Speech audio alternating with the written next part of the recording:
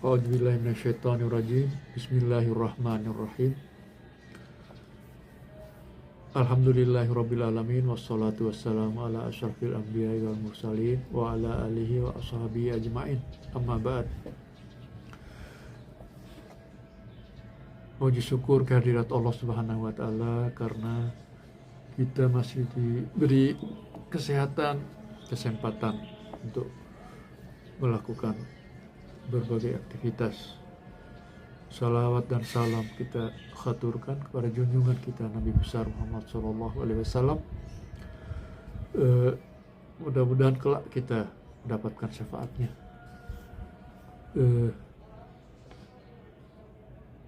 Sahabat-sahabat Haris Dakwah Channel yang saya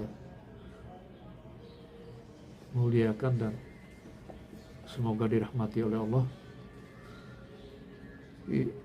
Pada kesempatan ini saya ingin melanjutkan uraian atau pembahasan dari pembacaan terhadap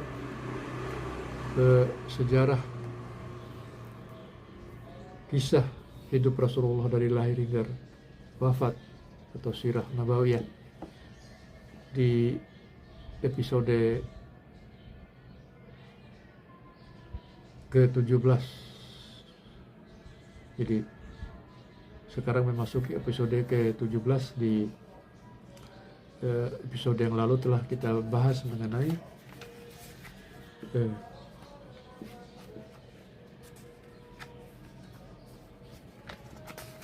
dakwah Rasulullah yang secara terang-terangan.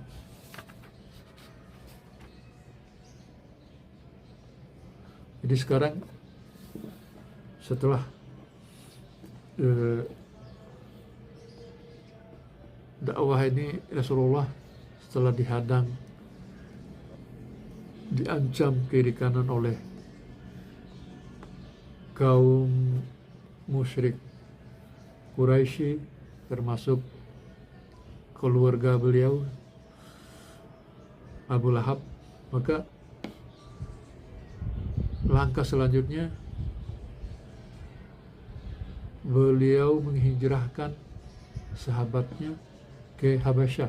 Jadi hijrah pertama ini merupakan hijrah pertama di zaman perjuangan Rasulullah. Jadi penindasan terhadap kaum muslimin bermula pada pertengahan atau akhir tahun keempat kenabian.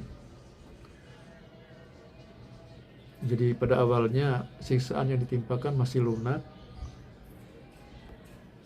namun seiring dengan perjalanan waktu siksaan itu semakin berat dan terus bertambah bengis hingga tahun ke-5 kenabian. Jadi kondisi kaum muslimin awal ini semakin mengenaskan. Jadi mereka berpikir keras untuk menyelamatkan diri dari siksaan yang sangat pedih itu. Jadi di tengah kegalauan yang memuncak, turunlah surat Az-Zumar yang mengisyaratkan tentang perlunya berhijrah. Di situ juga dijelaskan bahwa bumi Allah itu luas dan tidak sempit. Allah berfirman, "Lilladzina ahsanu fi hadhihi dunya hasanah wa ardullahi wasi'ah innama yuwaffas-sabiruna ajrahum bighairi hisab." Orang-orang yang berbuat baik di dunia ini memperoleh kebaikan, dan bumi Allah itu adalah luas. Sesungguhnya hanya orang-orang yang bersabarlah yang dicukupkan pahala mereka tanpa batas. Surat Az-Zumar ayat 10. Jadi sahabatku, sebenarnya Rasulullah sudah mengetahui bahwa Asama An-Najasyi, nama dari Raja Habasyah, adalah seorang yang adil. Tidak seorang pun dari rakyatnya yang dizalimi. Oleh karena itu beliau memerintahkan kaum muslimin agar berhijrah ke sana guna menyelamatkan agama mereka dari fitnah. Tibalah pada bulan Rajab tahun kelima kenabian, berangkat rombongan pertama para sahabat menuju Habasyah. Rombongan ini terdiri 12 orang laki-laki dan 4 orang wanita, dipimpin oleh Utsman bin Affan yang ditemani oleh Ruqayyah binti Muhammad SAW, putri dari Rasulullah SAW, istri Utsman bin Affan. Rasulullah menyifati keduanya sebagai keluarga pertama yang berhijrah di jalan Allah setelah Nabi Ibrahim dan Lut alaihissalam. Kepergian mereka dilakukan dengan cara mengendap-endap di tengah gelapnya malam. Luar biasa. Agar tidak diketahui oleh suku Quraisy, mereka menggunakan rute ke arah laut terlebih dahulu, baru kemudian mengarah ke pelabuhan rakyat. Bersama dengan itu terdapat 2 kapal dagang yang akan berlayar menuju Habasyah, sehingga mereka semua bisa turut serta di dalamnya. Tatkala suku Quraisy mengetahui rencana hijrah tersebut, mereka pun segera menelusuri jejak perjalanan kaum muslimin. Sesampainya mereka di tepi pantai, kaum muslimin telah berlayar meninggalkan pelabuhan dengan aman. Berikutnya kaum muslimin menetap di Habasyah dan mendapatkan sebaik-baik pelayanan.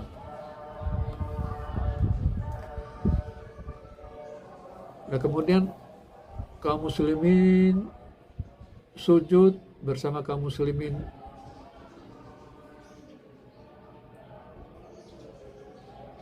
kaum musyrikin bersama kaum muslimin, dan kembalinya para muhajirin. Sujudnya kaum musyrikin bersama kaum muslimin dan kembalinya para muhajirin. Pada bulan Ramadan di tahun yang sama, Rasulullah pergi ke Masjidil Haram. Sebagian besar suku Quraisy telah berkumpul di sana bersama dengan para pemuka dan tokoh-tokoh mereka. Rasulullah berdiri di tengah-tengah mereka dan secara tiba-tiba beliau membacakan surat An-Najm sebelum kejadian itu. Kebanyakan dari mereka pun belum pernah mendengar lantunan kalamullah secara langsung. Hal itu tidak aneh lantaran masing-masing mereka senantiasa saling mengingatkan. Dalam Al-Quran surat Fussilat ayat 26, artinya janganlah kamu mendengarkan bacaan Al-Quran ini dan buatlah kegaduhan terhadapnya agar kamu dapat mengalahkan mereka. Tatkala lantunan surat tersebut menyergap masuk hingga ke gendang telinga mereka secara tiba-tiba, dan mereka merasakan keindahan bahasa dari susunan kalamullah. Tanpa mereka sadari, mereka mengesampingkan sikap mereka sebelumnya, kaum musyrikin ini. Mereka memfokuskan panca indera yang ada untuk mendengarkan lantunan surat An-Najm. Mereka telah lupa tentang wasiat untuk menjauhi bacaan Al-Quran. Semua orang terdiam meresapi setiap ayat yang dibacakan oleh Rasulullah dan tidak sempat perhatikan urusan lainnya. Hingga sampailah beliau pada akhir surat membuat hati pendengarnya terbang melayang. Fasjudu lillahi wa'budu. Maka bersujudlah kepada Allah dan sembahlah Dia. Surat An-Najm ayat 62. Nah, beliau lalu bersujud.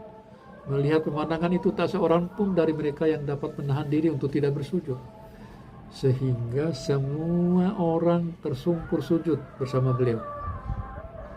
Indahnya kebenaran telah meluluh lantakan pembangkangan orang-orang yang berlaku sombong dan suka mencela, hingga mereka jatuh ke tanah bersujud kepada Allah. Mereka linglung dan tak tahu harus berbuat apa, manakala keagungan kalamullah telah mempelintir kendali pikir yang selama ini mereka pegang, sehingga membuat mereka melakukan sesuatu yang selama ini justru dengan susah payah mereka hapus dan lenyapkan. Kejadian itu mendapat kecaman dari teman-teman mereka yang tidak sempat hadir ketika itu. Dengan begitu mereka merasa inilah momen yang mereka untuk mendustakan Rasulullah dan mencemarkan nama baik beliau dengan membalikan fakta yang sebenarnya. Mereka beralasan itulah Al-Gharanik yang mulia, yang syafaatnya selalu diminta. Isu bohong mereka gembar-gemborkan agar menutup rasa malu mereka lantaran sujud bersama Nabi SAW ketika itu. Tentunya respon semacam ini tidak begitu mengherankan. Terlebih kebohongan itu berasal dari orang-orang yang suka mengarang-arang cerita serta mengembuskan isu. Nah, berita tentang sujudnya suku Quraisy terdengar juga oleh telinga kaum muslimin yang berhijrah ke Habasyah. Namun berita yang sampai kepada mereka berbeda dengan realita yang sebenarnya. Berita yang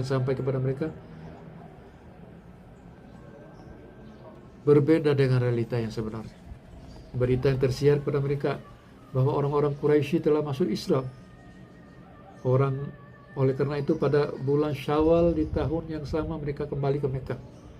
Jadi orang-orang yang berhijrah bersama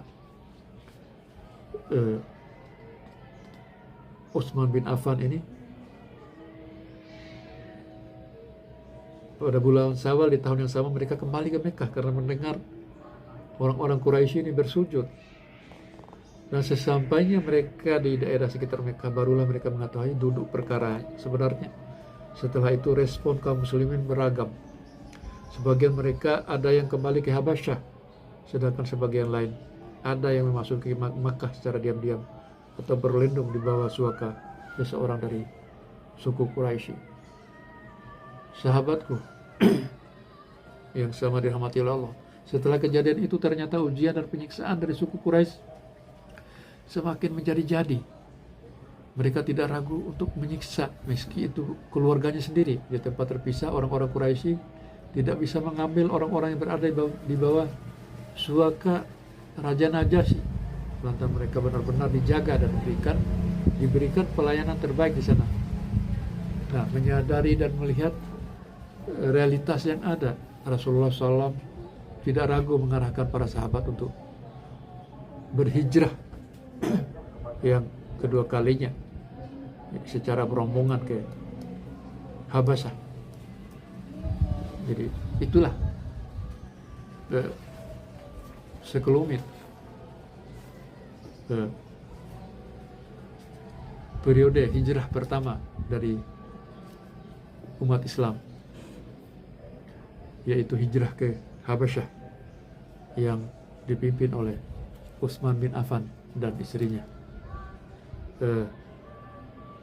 Ruqayyah binti Muhammad Sallallahu Alaihi Wasallam. Jadi nanti insyaallah di dalam episode selanjutnya kita lanjutkan hijrah para sahabat ini ke Habasyah yang kedua.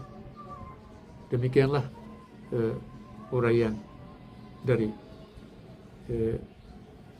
bagian sejarah hidup Rasulullah SAW dari lahir hingga wafat ini.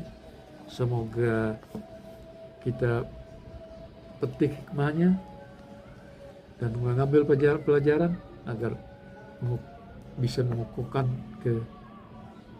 kecintaan kita terhadap Islam ini. Wallahu ta'ala alam. Wabillahi taufiq wal hidayah. Wassalamualaikum warahmatullahi wabarakatuh.